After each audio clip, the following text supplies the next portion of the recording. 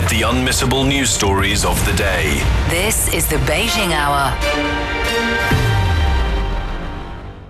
Examining the events that impact and shape China and the rest of the world. This is the Beijing Hour, 1 hour of news and information brought to you every weekday. Now here's your host. Shane Bigham with you on this Thursday, July 9th, 2026. You're listening to the Beijing Hour, coming to you live from the Chinese capital. On today's program, cleanup and relief efforts have begun in southern China after Typhoon Maysak struck the region. Peace negotiations between the U.S. and Iran have fallen apart as the two sides trade attacks for a second straight day.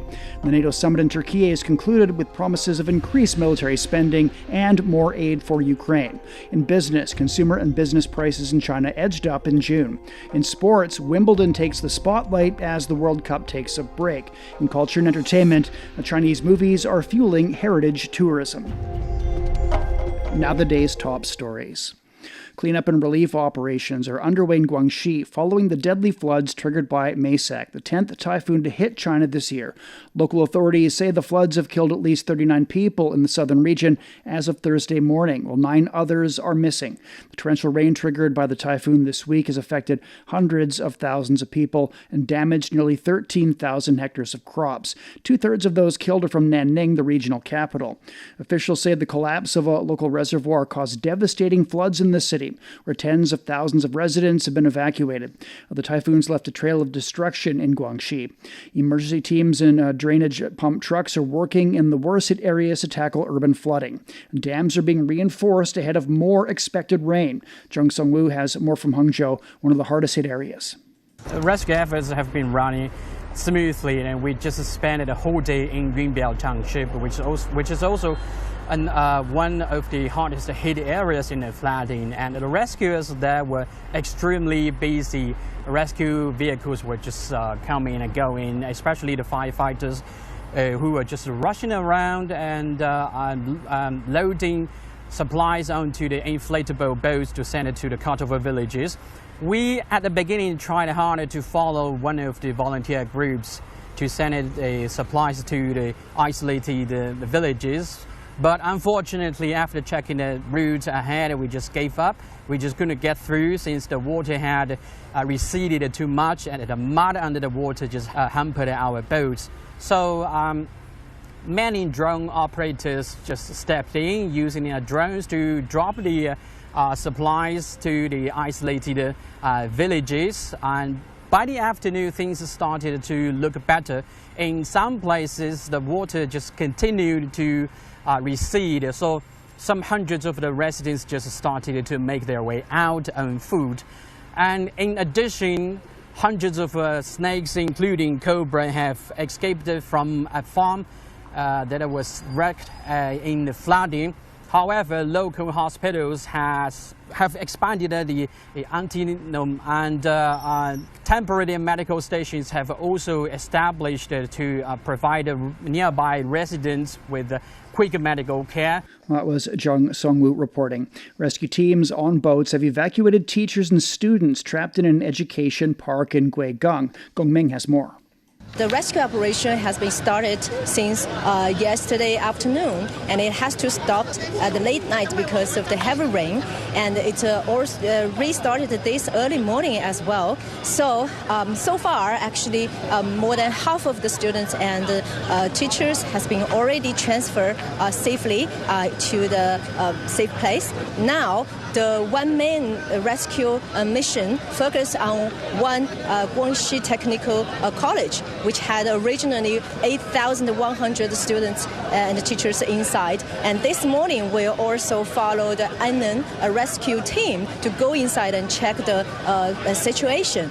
So to increase this capacity of the rescue power, the Annan group, they started to use these powered pontoon bridges which is like 60 meters long, can take like 300 to 400 people one time. So they use in total of 3 this kind of equipment, so to faster the process. And so far, they're already working nonstop until now. So now still they have like 1,700 students still stuck inside. Apart from all those rescue power, there are also like medical service. Because just now, not long ago, I saw like some of the students, because of the heat, because of the tired, because inside they doesn't have a lot of food to eat. They has been already stuck inside like 3 days, no water, no electricity. So some of the students has got the heat stroke, so but they're have the emergency care, so they make sure that they get the proper medical care as well. That was Gongming in Guigang, Guangxi province. Typhoon Bavi is closing in on China's east coast. Forecasts show Bavi may skirt or hit northern Taiwan on Saturday before bearing down on Fujian and then heading to Zhejiang. Emergency measures are in place in Fujian's capital and several other cities. Authorities in Fuzhou have secured aquaculture facilities and ordered all fishing boats back to harbor. Ningda's begun preemptive water discharge in over 400 reservoirs to increase flood storage capacity. In Zhejiang, Wenzhou's evacuated over 2,000 tourists from 2 islands, while Zhoushan has recalled over 4,800 fishing boats to port. As downpours compound the risk of flooding, Chinese authorities are turning to technology for help to improve flood forecasting and emergency response. Sun Tianyuan has more.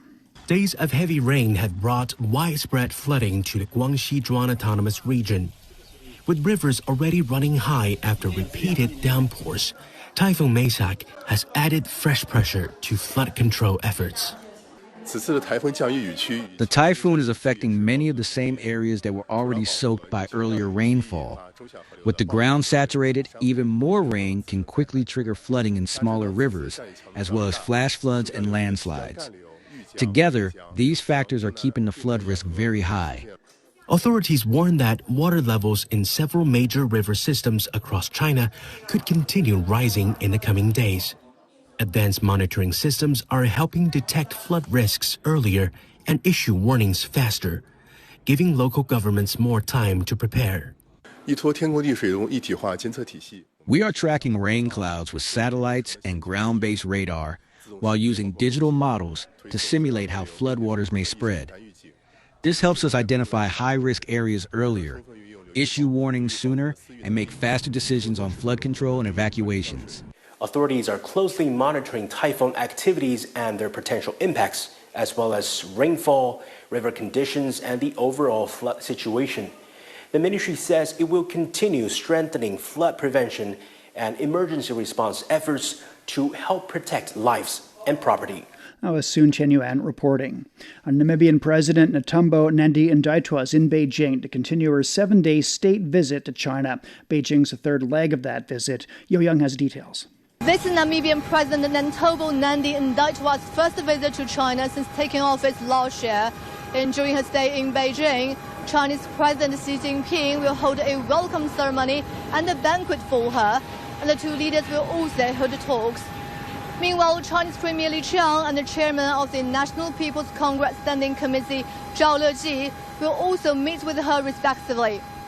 On the other hand, according to the Namibian embassy here in Beijing, she will also attend a number of business events here in the Chinese capital, aiming at boosting bilateral trade and economic cooperation.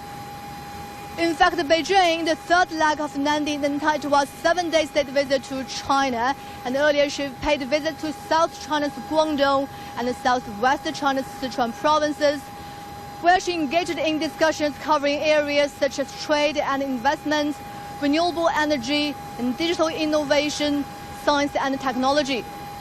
In fact, China is one of Namibia's major trading partners, and last year bilateral trade hit over $1.85 billion, up more than 1/3 year-on-year.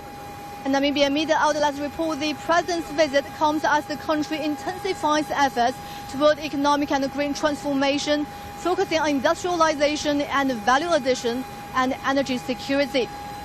Earlier, the Chinese Foreign Ministry said it hopes the visit will help raise China-Namibia relations to a new height and contribute to building an all-weather China-Africa community with a shared future for the new era. That was Yo Young reporting. Coming up, the U.S. and Iran trade attacks for a second straight day.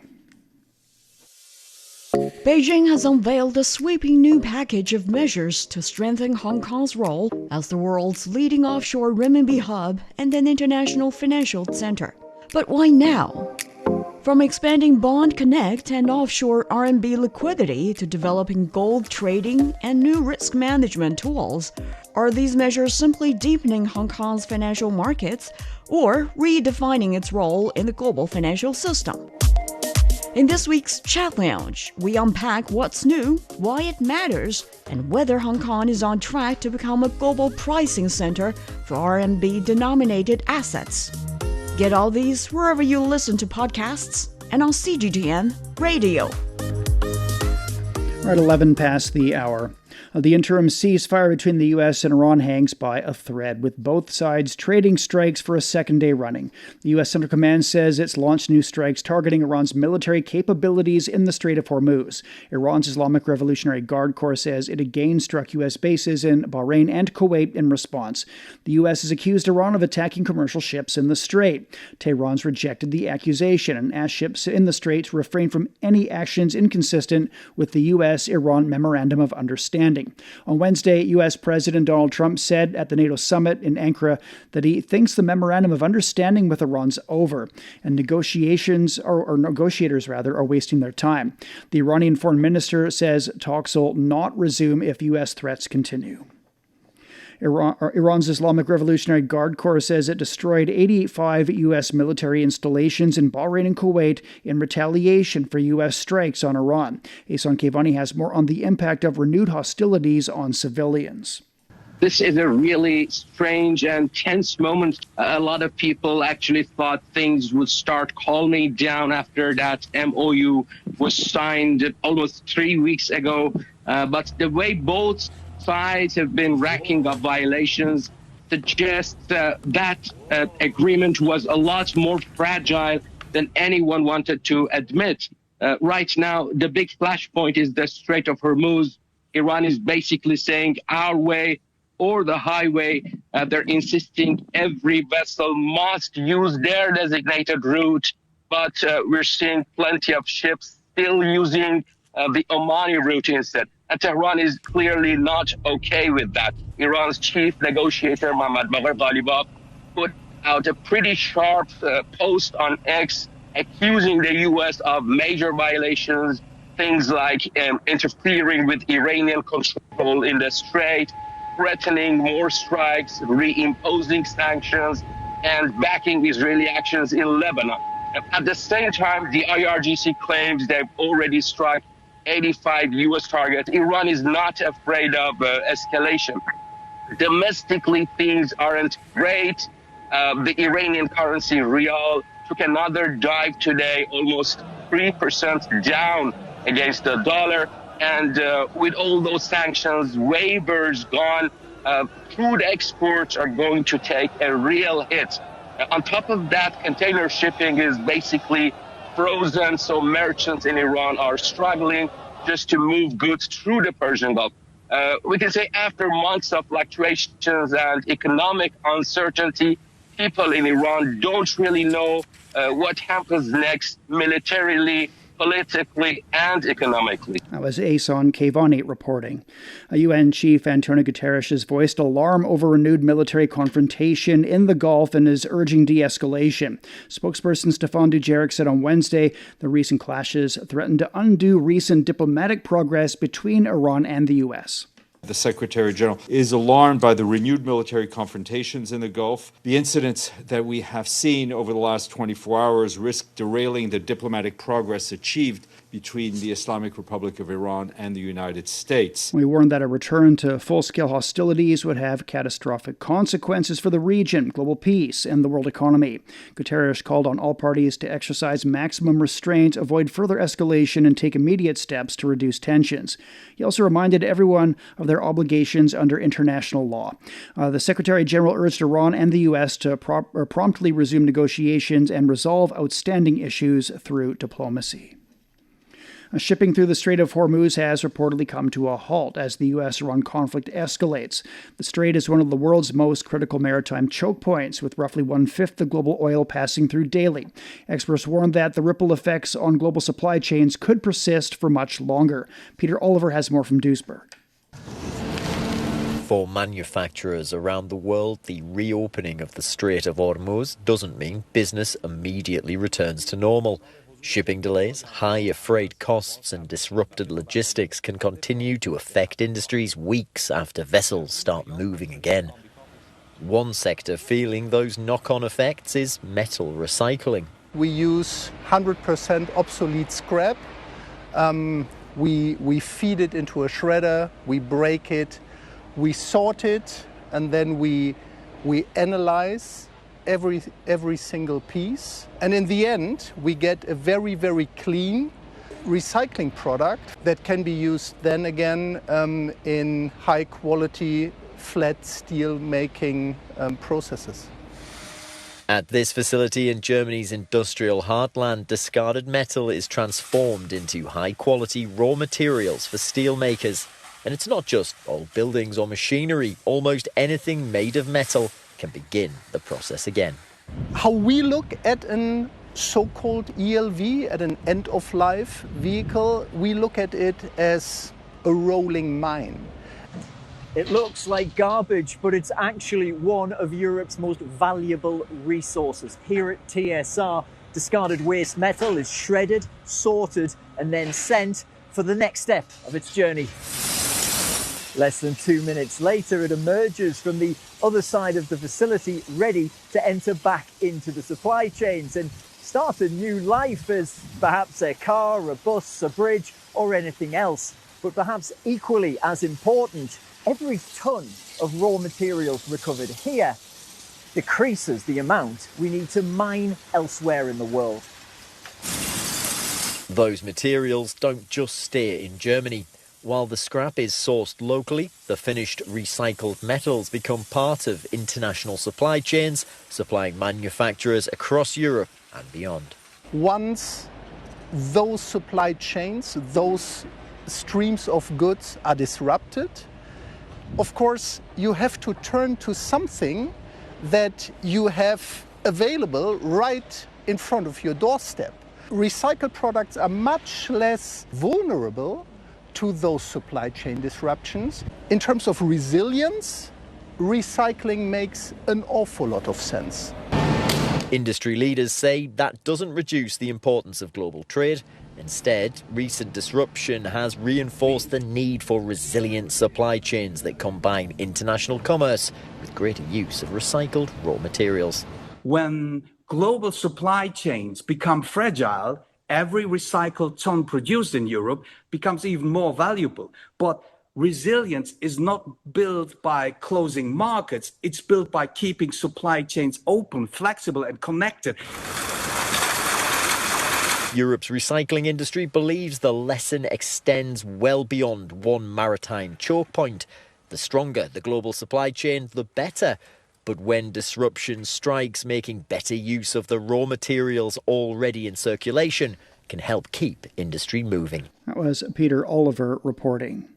Tens of thousands of people injured in the Israeli war on Gaza are struggling to rebuild their lives. In Han Yunis, the Hall of Life is a center where they hope to regain mobility and recover from their trauma. Nadra Al-Tibi has more. Dozens of children and young adults attend daily rehabilitation sessions at the Palestine Red Crescent Society Rehabilitation Center. Physical and psychological therapy have become essential parts of their long recovery. Among them is Muhammad Khalifa, who lost a leg during the war. He is now undergoing rehabilitation, determined to regain his independence despite the challenges of living with an amputation. Everyone here was injured in the war and lived with different conditions, including paralysis and spinal cord injuries. Sadly, most of them are children and young people. Nearby, Tamir Sharif is recovering from shrapnel wounds that left him paralyzed.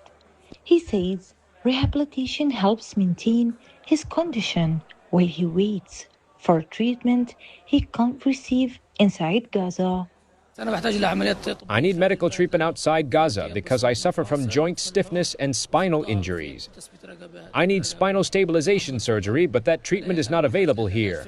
Rehabilitation helps prevent my muscles from atrophying and further suffering. For many patients, the center offers more than rehabilitation. It provides a chance to regain mobility, rebuild confidence, and begin recovering from the physical and psychological scars of war. We face major challenges due to shortages of medical supplies and physical therapy equipment. Patients also struggle to reach the hospital from different parts of Gaza. We hope the crossings can be opened so essential rehabilitation supplies can enter and patients can be allowed to travel abroad for treatment. The scale of rehabilitation needs remains immense. According to Gaza's government media office, more than 19,000 people now require long-term care, including over 5,400 amputees, 1,500 people living with paralysis, and 1,200 who have lost their vision. For thousands of people wounded by war in Gaza, recovery is a long and difficult journey. Despite scarce resources, rehabilitation remains their best hope of regaining mobility, independence, and their sense of normalcy. That was Nedra Al-TV reporting. Coming up, the just concluded NATO summit promises more military spending and aid for Ukraine. You've been listening to programs from CGTN Radio. CGTN Radio. We invite you to visit us online for more audio, pictures, and in-depth reports. At radio.cgtn.com, you can access a wide range of programs and find your favorite news, talk, features, entertainment shows, and podcasts. Hear the difference with CGTN Radio. At 22 past the hour, the two-day NATO summit's concluded in the Turkish capital. Members have released a joint statement promising increased spending on defense and $80 billion in support to Ukraine this year. But conflicts still remain, with U.S. President Donald Trump renewing his criticism of European member states. Wang Zheng has more from Ankara. The two-day NATO summit has wrapped up in Ankara. While member states managed to put pen to paper on a final joint declaration, the underlying fractures within the alliance remains deep as ever. The primary fault line was, unsurprisingly, between Washington and its European allies. Upon arriving in Ankara, U.S. President Donald Trump launched a fresh barrage of criticism against Europe, blasting certain nations for lagging behind on defense spending and even threatening to cut off all trade with Spain, a move Madrid Prime Minister's office quickly shrugged off as business as usual. Trump also revived his controversial demand for the U.S. to gain control over Greenland. That prompted a sharp rebuttal from Danish Prime Minister right here in Ankara, who firmly stated that Greenland is not for sale and that Denmark stands ready to defend every inch of its territory.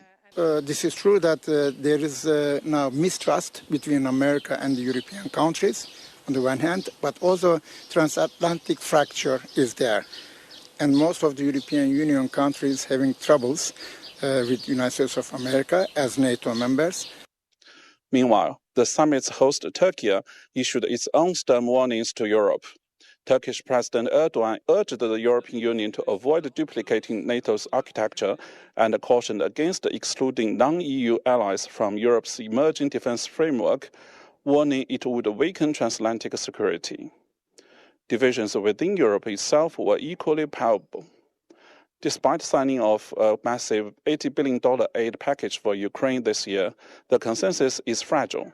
Several countries have already made clear before the summit that they would not provide capital support, while Bulgaria's Prime Minister openly admitted during the summit that his country has completely exhausted its military aid capacity. Some countries even reluctant to put forward plans for increasing their own defense spending.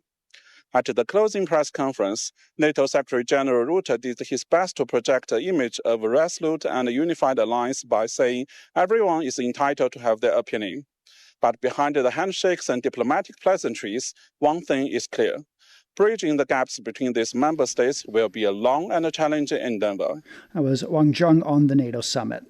Despite European Union rules requiring trade negotiations to be conducted as a single bloc, U.S. President Donald Trump has ordered an immediate halt to all trade with Spain. Spanish Prime Minister Pedro Sanchez played down the rift and said he had a very cordial conversation with Trump. Ken Brown reports from Madrid. Business as usual. That was the reaction to the latest threats coming from US President Donald Trump. He called Spain a wasted cause and described it as a terrible partner in NATO, ordering US Treasury Secretary Scott Bessent to end all trade with the country. Trump is still furious that Spain is refusing to raise its NATO spending to 5%, the way other members have, and also because Spain did not support his war on Iran, did not allow the US to use its bases or its airspace for the conflict, and has consistently called out Israel for the ongoing genocide in Gaza. Spanish Prime Minister Pedro Sánchez responded to Trump in Ankara. Bueno, pues con calma y con paciencia, ¿no? We are taking the commercial threats with calm and patience. We have a magnificent relationship with the U.S., and it's our intention to make sure that doesn't change. Spanish people had a sense of deja vu today as Trump repeated threats that he made back in March, after which Spain-US trade continued as normal. This is nothing more than another threat to force Spain to spend more on arms and defense. He just wants to be a showman, that's all.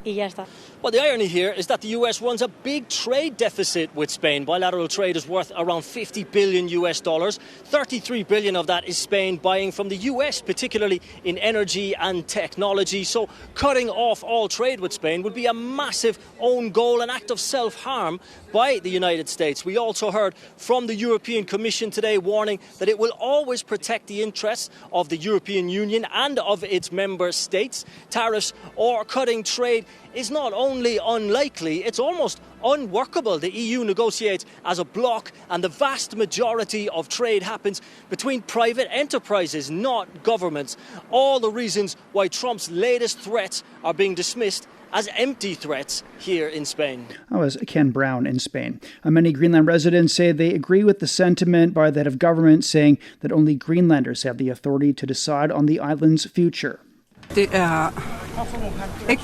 I think that Greenland is our own land. No one else should decide for us. But he doesn't hear that at all. He only hears what he wants to hear. For example, minerals, oil in East Greenland or something like that. I think it's rubbish, to put it mildly. He cannot even control his own country, so why must he try to take over other countries? And the submarines he mentions here and there. The only submarines we have seen, that's American submarines. That's my opinion.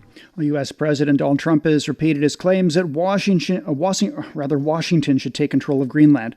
He says the semi-autonomous Danish territory is important for U.S. national security. The Danish Prime Minister says Greenland is not for sale.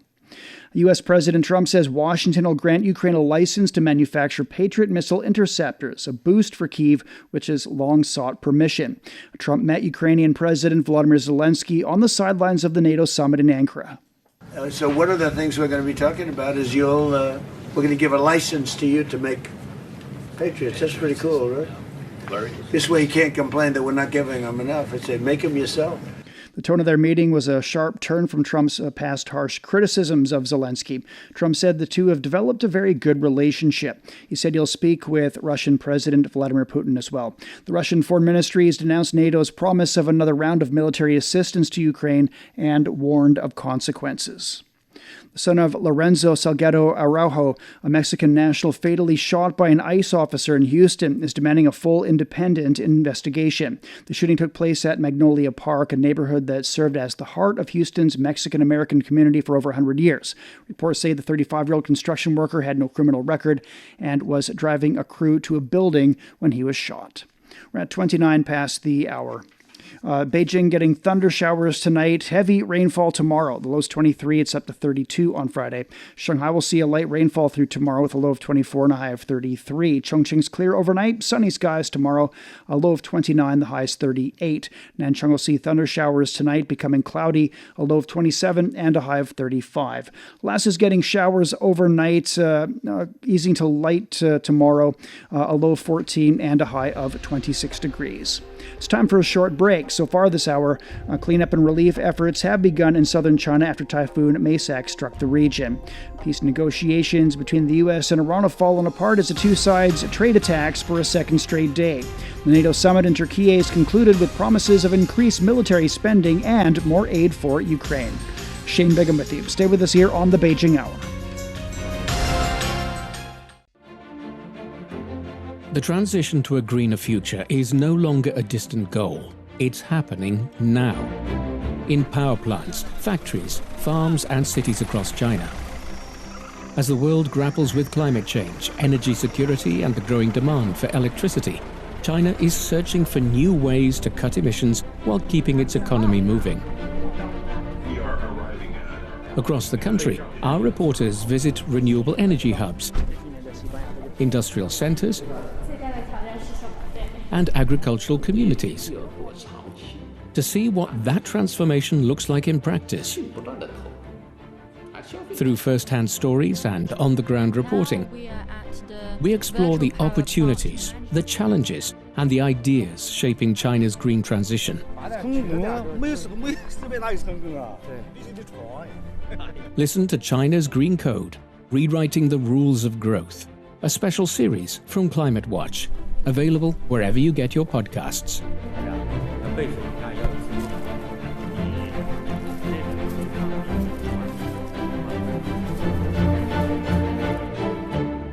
Examining the events that impact and shape China and the rest of the world. This is the Beijing Hour, 1 hour of news and information brought to you every weekday. Now here's your host, Shane Bigham with you on this Thursday. Still to come. In business, consumer and business prices in China edged up in June. In sports, Wimbledon takes the spotlight as the World Cup takes a break. In culture and entertainment, Chinese movies are fueling heritage tourism. To contact us, you can email radio@cgtn.com or follow our X account @CGTN Radio. You're also welcome to subscribe to our Substack newsletter Beyond Beijing for the world's biggest stories, along with sharp insights and exclusive analysis. But first, a check of the day's headlines, and here's Tianyu. Thank you, Shane. China and the Democratic People's Republic of Korea are marking the 65th anniversary of their historic bilateral treaty. To commemorate the milestone, a high-level delegation from Pyongyang, led by Premier Pak Taek-son, will arrive in China on Friday for an official 3-day visit. Originally signed in 1961, the China-DPRK Treaty of Friendship, Cooperation, and Mutual Assistance legally binds both nations to mutual defense against foreign aggression and remains in effect indefinitely unless altered by mutual consent. Local authorities in Guangxi say there is sufficient anti-venom supply to meet the demand for snakebite treatment. Hangzhou People's Hospital in the southern region has expanded its stockpile and opened a fast-track treatment channel after snakes escaped from a farm amid severe flooding. Authorities have released a guide to help residents prevent snake bites and respond safely in an emergency. A fire has hit a footwear factory in Fujian, with several people reported trapped or missing. Firefighting is underway with multiple fire trucks and ambulances on standby. Chinese Ambassador Fu Cong has urged the UN Security Council to strengthen efforts against conflict-related sexual violence, calling it a violation of international law that deeply harms victims. He stressed that such acts used as weapons of war should be strongly condemned. Using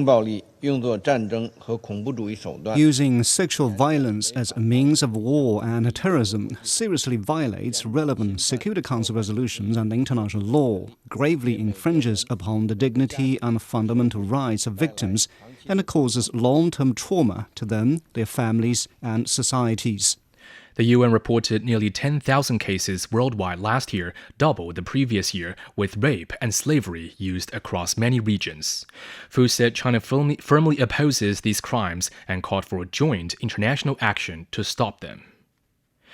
Cambodia has inaugurated a 45-kilometer upgraded section of the China-founded National Road 7. The road, expanded from 2 to 4 lanes, connects the central region to northeastern provinces and should cut travel time in half. The upgrade and expansion project took 27 months. The Chinese government funded it with a preferential loan with additional funding from the Cambodian government. China's basic medical insurance enrollment continues to grow, with coverage holding steady at 95%. By the end of May, new enrollment had risen by over 4 million. The total exceeded 1.3 billion at the end of last year. Fund operations remain stable, with 2025 revenue of about 3.6 trillion yuan and expenditures of around 3 trillion. Benefit services reached 8.7 billion visits in 2025, up 4.9%. Strikes and shootings across Gaza have killed at least 9 people, including 2 children. In Gaza City, 3 men died in strikes, and a 6-year-old boy was shot by Israeli forces. In Han Yunis, a strike hit tents, killing a 10-year-old boy and 3 men. Relative Rada Rashid Al-Qadi said the victims were sleeping, believing they were safe. They targeted them while they were asleep in the tent. They were sleeping, believing they were safe. They thought they were safe, but there's no safety for them. There's no safety anywhere. All of Gaza is unsafe. The ceasefire is all lies. They're all liars. This ceasefire is fake and a failed ceasefire. Since October's fragile ceasefire, Israeli attacks have killed over 1,000 people. Israel says its strikes target militants and regrets civilian harm. All right, thank you very much. That was Tianyu with headlines. You're listening to the Beijing Hour, and coming up in business, consumer and business prices in China edged up in June. The Beijing Hour, your window on China and the rest of the world. 36 past the hour, and with business now, here's Wang Zihang. Thank you, Shane. Stock markets on the Chinese mainland closed higher on Thursday. The Shanghai Composite was up nearly 1.7%. The Shenzhen Component gained over 3%. Semiconductor and component shares led the gainers.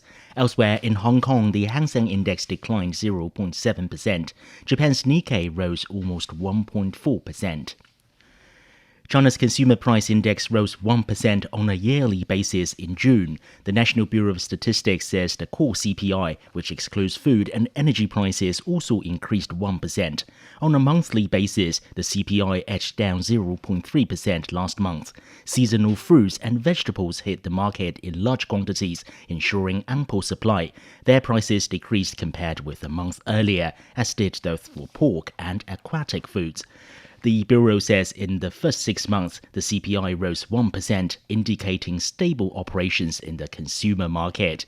Meanwhile, the Producer Price Index declined 0.3% on a monthly basis and went up 4.1% on a yearly basis. According to the Bureau, this was driven by improved supply and demand in some industries and the impact of fluctuations in international commodity prices.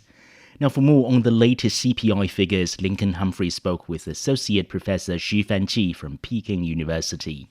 So with CPI easing in June while PPI improved, which sectors are likely to see margins squeezed or strengthened, and what does this divergence reveal about China's recovery? I believe there are 2 reasons behind it. First is that it is generally true that industrial prices move faster, respond faster than consumer prices, because it's like we first have production and then we have consumption. So that's the first reason.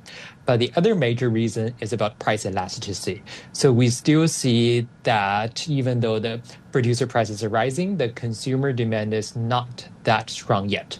So based on these 2 facts, I think the sectors are likely to get squeezed, like the downstream consumer-facing sectors, where we are highly competitive, such as automobiles, food and beverages, apparel, daily consumer goods, etc.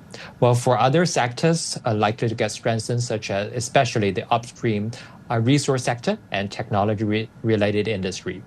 So for the broader economy, I think we are indeed seeing some recovery, and that is more like a steady recovery, but it's still some kind of uneven because we see this kind of imbalance between the consumer and the producer side. For the remainder of this year, do you see China's inflation staying low but positive, or perhaps moving higher? And what will be the key drivers and policy implications either way? Well, I would agree that it's most likely to be low but positive. On the other side, I do see some upside risks. First is about the energy prices and especially the oil prices. Starting from early July, we are seeing downward pressure on the energy prices. But in June, we do see that on the consumer side, the transport fuel prices contribute to CPI by having a 15.3% growth. Well, even for the producer side, we see industrial purchasing prices rise by 11.8%. So that's a big contribution to the inflation growth. Well, on the second sector is about, the second area is about high tech and especially AI related cycle. So why does that matter for consumer prices? Because as the AI rates heat up, so a lot of sectors like the memory chips are likely, those demand are likely to rise, and that will also affect the consumer prices. And the third important factor, that's I guess the most important area, is about whether we can have a broad-based economy. That is especially true for household purchasing power. So if we do see this kind of growth in the economy is passing on to consumers by having low employment and also higher consumer income, then the consumer prices are more likely to give up. But at least for now, I believe that the trend is not that clear for the third factor. That was Associate Professor Xu Fanqi from Peking University talking about China's latest economic figures. Now, China's new energy vehicle market saw steady growth in production, sales and exports in the first half of the year. According to the China Association of Automobile Manufacturers, NEV production and sales each exceeded 7.4 million units. That represented a yearly increase of 6.7% for production and 7.3% for sales. In June alone, sales of new energy vehicles accounted for nearly 60% of total new car sales in the country. The country's automobile exports totaled nearly 5.1 million units, a yearly increase of over 65%. NEV exports reached almost 2.4 million units, surging 1.2 times compared with the same period last year. The 2026 Automotive Manufacturing Technology and Solutions exhibition is underway in Shanghai. Over 700 exhibitors are showcasing their latest technologies that includes everything from welding to painting. This year, a growing number of foreign buyers are in Shanghai to look for solutions that Chinese suppliers can offer. Chen Tong reports. This is the leading show in the auto industry, attracting 70,000 professional visitors. Although no specific number of international visitors was revealed, many foreign faces can be seen at the show looking for supplies. We are looking for alternatives to our actual control series and other general possibilities to have maybe better network connections and other possibilities. I mainly was looking for some overhanging cranes and some coils and robotics, just to explore what can be the future in our factories moving forward. There are even buyers who have nothing to do with cars, but come looking for inspiration. We want to see whether there are new technologies related to the petroleum industry. This exhibition has been running in Shanghai for over 20 years, and one of the biggest change this year is the growing international buyers. And these international buyers come to Shanghai not only to find car parts, but to find China solutions as well. This is a tech firm dedicated to providing solutions for manufacturers. It produces the brain for the smart technology that can be used in production lines. Although it's useful in many scenarios, car production has been the most common demand. And this AI-embodied technology has attracted an increasing number of foreign buyers. We officially started tapping into overseas markets in the latter half of last year. Before that, we only took small sporadic orders through distributors. Once we began handling overseas business directly ourselves last year, our revenue grew from scratch to over 10 million. Backing such strong demand for China's car solutions is China's growing capabilities in car production and AI development. Before the opening, the organizer of the show has already received 300 purchasing inquiries from almost 100 foreign firms. We're really thrilled to see overseas buyers taking the initiative to come to China. They come here to source products on their own, and they've openly said they trust Chinese manufacturing. They want to find Chinese solutions to serve their local markets back home. I believe this marks a fundamental shift. China's Cosmos Bureau showed that car exports jumped by over 48% in the first 5 months of the year. In May alone, products in the AI-related industrial chain also contributed to almost half of China's export increase. That explains why foreign buyers are rushing to Shanghai for their smart car solutions. That was Chen Tong reporting. The International Monetary Fund has projected that global growth will slow to 3% this year before recovering to 3.4% in 2027. This is down from the average of 3.5% of growth in 2025 and is also slightly down from the 3.1% projection in the April 2026 World Economic Outlook report. In its July report says the modest slowdown reflects the effects of the war in the Middle East, which are partly offset by accelerated momentum in the global technology cycle driven by advances in artificial intelligence and its adoption. The report also expects China to grow 4.6% this year, 0.2 points higher than its April forecast. China is one of the few major economies to receive an upward revision. And finally, the yield on Japan's benchmark 10-year government bond briefly touched 2.9% on Thursday afternoon, the highest level since November 1996, as escalating Middle East tensions rattled markets. Government bonds have come under pressure as a resurgence of hostilities between the United States and Iran drove crude oil futures higher, stoking inflation concerns in Japan. The country is heavily reliant on the Middle East for imports of oil and other petroleum products. Investor concerns have also been compounded by doubts over the debt-ridden country's fiscal health, prompting further bond sell-offs and pushing yields up as prices fell. All right, thank you very much. That's Wang Ziheng with Business. You're listening to the Beijing Hour, and coming up in sports, Wimbledon takes the spotlight as the World Cup takes a break. Sideline Story brings you all things sports related.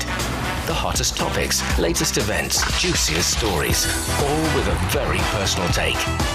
Subscribe to Sideline Story Podcast for heated sports discussions covering events that are happening in China and around the world. 47 past now, and with sports, here's Yang Guang. Thank you, Shane. At Wimbledon, Alexander Zverev has reached the men's singles semi-finals for the first time after defeating Taylor Fritz in straight sets. The German second seed advanced to the last four at the Grand Slam for the 12th time in his career. Zverev, who had lost his previous 7 meetings with Fritz, said he's pleased with his performance and is looking forward to facing British wildcard Arthur Ferry next. Yeah, happy to be in the semi-finals for sure. It's going to be a great atmosphere. Of course, I know that 99% of the people will be cheering for him, but I also enjoy those kind of atmospheres. I enjoy when the energy is very high. Ferry booked his place in the semi-finals with a convincing win over Italy's Flavio Cobolli. The 23-year-old British player won in straight sets to become just the 4th wildcard in the Open era to reach the men's singles semi-finals at the Grand Slam. Zverev and Ferry will now meet for a place in the Wimbledon final. The Czech Republic continues to make a strong impression at Wimbledon, with Linda Noskova joining compatriot Karolina Muchova in the women's singles semi-finals. 21-year-old Noskova defeated Belgium's Alice Mertens to reach her first Grand Slam semi-final. The rising Czech star will next face Ukraine's Marta Kostyuk for a place in the final. Kostyuk booked her spot in the last four with a straight sets victory over last year's runner-up Jasmine Paolini. France and Morocco are preparing for a highly anticipated World Cup quarter-final clash, with both sides confident of reaching the last four. Tournament favourite France advanced to the quarter-finals after a 1-0 win over Paraguay in the round of 16, with captain Kylian Mbappé scoring the decisive goal. Mbappé has 7 goals at this tournament and will lead France's attacking line against Morocco. Head coach Didier Deschamps said France will need to produce a top-level performance against Morocco, which he considers among the best teams in the competition. In planning for this match, Morocco's profile is not that of Paraguay. So Morocco, for those who are not familiar with them, already stepped up when we met them 4 years ago in Doha in the semi-finals. They also made it to the final of the Africa Cup of Nations. So they're among the very best teams with very good players. They are not here by accident. This is a matchup between two teams that like to have the ball, like to attack, and like to score goals. Morocco reached the semi-finals in the previous World Cup and continues in their impressive run after eliminating the Netherlands and co-hosts Canada. Coach Mohamed Ouabi said his team is focusing on going even further and will do everything possible to secure victory. When people say the tournament has already been a success for us, my answer remains the same. You can only draw conclusions at the end of it all. I will never be satisfied with something when I believe we could have achieved more, and I think we have discussed this with the coaching staff and players. We absolutely want to win, and we will do everything we can to win. The game is a rematch of the 2022 World Cup semi-final when France ended Morocco's historic run. French forward Antoine Griezmann has joined Major League Soccer club Orlando City, saying the move fulfills a lifelong ambition. The 35-year-old leaves Atletico Madrid as the club's all-time leading scorer and has signed up for a new chapter in the United States, where he is expected to stay for at least the next 4 years. Griezmann said moving to MLS had been a dream since he was 18 and that he is excited about the new challenge. Since I was 18, it was my dream to come to MLS. It was very important for me to arrive in good physical and mental condition, and that is why I took this step. I connected very well with the club, with Ricardo and Mark. I love the city, and my children are delighted. It has been incredible and unexpected for my family and me, and hopefully we can give that affection back. Griezmann also said he's looking forward to experiencing the rivalry with Inter Miami, comparing the atmosphere to the famous Madrid derby between Atletico and Real Madrid. Mexico has appointed former Barcelona defender Rafael Marquez as the national team's new head coach, following Javier Aguirre's departure after the team's World Cup exit. Mexico was eliminated in the round of 16 after a 3-2 defeat by England at Aztec Stadium, bringing an end to Aguirre's tenure. Marquez, who made 147 appearances for Mexico during his playing career, is now tasked with continuing the national team projects started by Aguirre. The 47-year-old previously coached Barcelona's reserve team before joining Aguirre's staff in 2024. A former captain of Mexico, Marquez won 4 La Liga titles and 2 Champions League trophies with Barca. He has signed a contract to lead Mexico through 2030. And finally, Croatia head coach Zlatko Dalic has stepped down after 9 years in charge of the national team. The announcement comes less than a week after Croatia's loss to Portugal in the World Cup round of 32, ending the team's hopes of another deep run at the tournament. Dalic took over in 2017 and led Croatia to a historic run-up finish at the 2018 World Cup in Russia, followed by a third-place finish in Qatar 4 years ago. During his tenure, he guided the team's golden generation, including captain Luka Modric, to some of the greatest achievements in Croatian football history. In a farewell message, Dalic called the decision the hardest of his career and said leading the national team had been the greatest honor of his professional life. Dalic leaves the post as the most successful coach in Croatia's football history. Thank you very much. That's Yang Guang with sports. You're listening to the Beijing Hour, and coming up in culture and entertainment, Chinese movies are fueling heritage tourism. Pulse Plus, a selection of the best podcasts in China, covering history, customs, music, literature, and in-depth dialogues. Find your way to a wealth of Chinese culture and thinking, all on Pulse Plus. 53 past the hour. In culture and entertainment, this summer, Chinese film Dear You has reignited interest in Xiaopi, the remittance letters sent home by overseas Chinese from Southeast Asia. In Xiamen, tourists are flocking to heritage-themed scenic spots to explore the living history through performances, hands-on workshops, and interactive activities, turning movie buzz into a cultural deep dive. Zhang Mengyuan reports. This summer, cultural and study tours are booming across China. At Xiamen's Time Meets Island Scenic Area, the Qiaopi Cultural Experience Zone has become a major draw for visitors, thanks to the buzz surrounding Dear You. An actor portraying Qiaopi pioneer Guo Youping engages crowds with Q&A sessions and skits, vividly bringing to life the struggles of early Chinese immigrants in Southeast Asia. We watched a Qiaopi performance this morning. It really left an impression. You read about it in textbooks, but the film and this hands-on experience make it feel so much more real. It's like you're touching the actual stories behind history. Beyond observing, visitors can now try their hand at writing and sending their own Qiaopi-style letters, sealing messages with vintage stamps, and crafting personal keepsakes of this fading tradition. With the film's growing popularity, more and more people are discovering Qiaopi culture. Our interactive activities, Q&A, letter writing, and mail delivery turn visitors from passive onlookers into active participants and cultural ambassadors. We want to keep this overseas Chinese heritage alive. The scenic area also offers a rich lineup of Minnan folk experiences, from traditional brick rubbing art and glove puppetry to floral hairpin crafting. A nighttime show uses lighting and live performances to tell the epic story of Minnan ancestors who ventured across the seas. That was Zhang Mengyuan reporting. Major exhibition exploring the ancient civilizations of the Americas has opened at the Shanghai Museum. The exhibition features nearly 3,000 artifacts spanning almost 3,000 years, from 1200 BC to the 16th century. It'll run through November 14th of next year. The showcase traces the development of civilizations, including the Maya and Aztec cultures, highlighting their achievements in writing, mathematics, astronomy, and architecture. Many of the Mexican and Peruvian artifacts on display are leaving South America for the first time.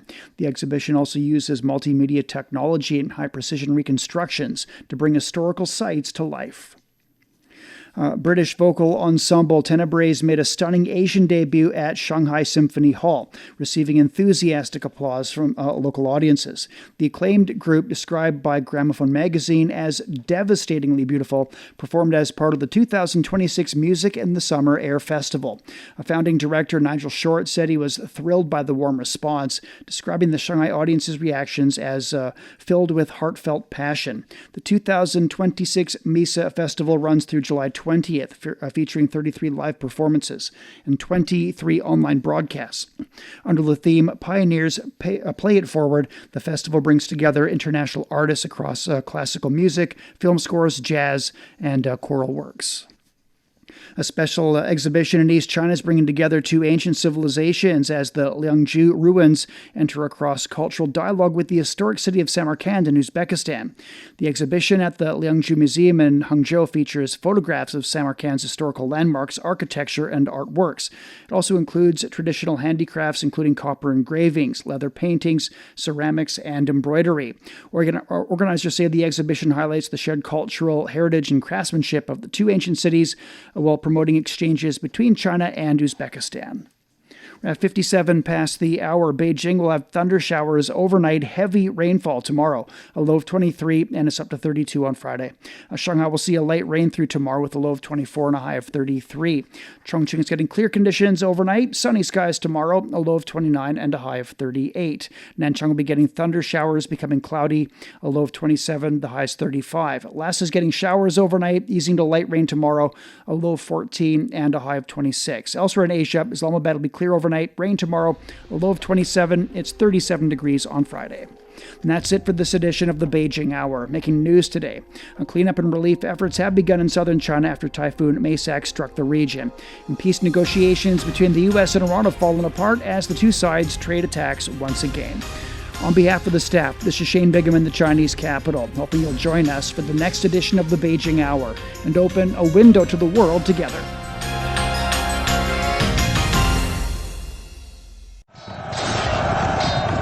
The best military commander is not he who fights 100 battles and wins every one of them. The best military strategy does not lead to the desiccation of the enemy's capital city. Decoding the Art of War will help you understand why there's no art in war and how Sun Tzu stayed undefeatable using the science of war, with fun stories and insightful breakdown of famous battles.